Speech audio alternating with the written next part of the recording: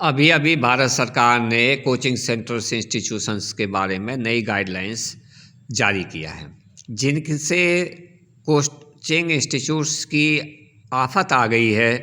और वो अभिभावक जो बच्चे का बचपन छीनते हैं, उनके लिए भी ये एक कड़ी चेतावनी है, क्योंकि बच्चों की स्कूली शिक्षा पीछे हट जाती है और कोचिंग में डाल दिया जाता है। कोचिंग में क्रॉस कटिंग तथा शॉर्ट फॉर्म और शॉर्ट तरीके से जो सिखाया जाता है, उसमें स्कूल और कॉलेज की शिक्षा का कोई महत्व नहीं रह जाता और सिर्फ कोचिंग के ऊपर ही जो एग्ज़ाम होते हैं नौकरियों के, उसकी पढ़ाई किया जाता है।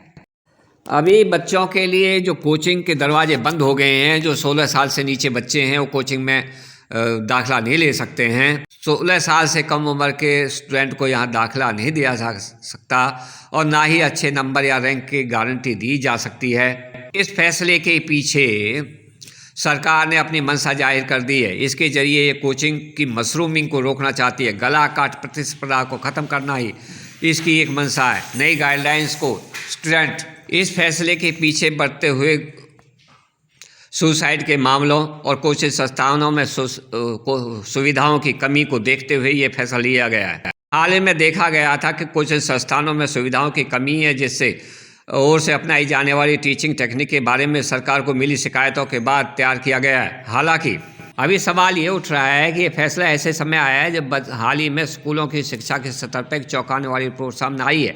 SCR 2030 बियॉन्ड बेसिक्स सर्वे की रिपोर्ट में कहा गया है कि 14 से 18 साल तक के 86.8% बच्चे स्कूल में।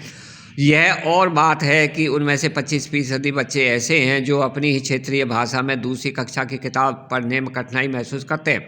यानी 7वीं से 12वीं तक पढ़ने वाले करीब 1/4 बच्चे ठीक से दूसरे दर्जे की किताब को नहीं पढ़ पा रहे। बेसिक मैथ्स की बात करें तो आधे से ज़्यादा स्टूडेंट डिवीज़न नहीं कर पाते। यह सर्वे स्कूल की पढ़ाई के स्टैंडर्ड को साफ दर्शाता है कि कोने कोने में कोचिंग के जंगल कैसे उगा हुए हैं। इन कोचिंग सेंटरों का बेसिक से कोई मतलब नहीं होता। ये सिर्फ वो शैली अपनाते हैं जो शैली एग्जामों में पूछी जाती है तथा एग्जाम ही क्लियर कराना इनका मेन मकसद होता है, जिससे इनकी जो मूल रूप से उत्थान होता है उसका जीवन का, उसको पीछे छोड़ जाते हैं। अगर छात्र अपने पाठ्यक्रम की फीस तो पूरी देते हैं, लेकिन ये किस किस को छोड़ देते हैं बीच में। और ये 16 साल का जो आप मतलब समझते हो कि बच्चा इंटरमीडिएट तक कोचिंग नहीं जा सकता, भला ही किसी गार्जियन के पास इतना वक्त है कि वो बच्चे को होमवर्क करवा ले। सरकारी स्कूल को तो छोड़ दें, प्राइवेट प्रतिष्ठान भी स्कूल में आर्ट क्राफ्ट जैसे गैर शैक्षणिक पाठ्यक्रम नहीं चला पाएंगे। इन दिशा निर्देशों का भारी प्रभाव रहेगा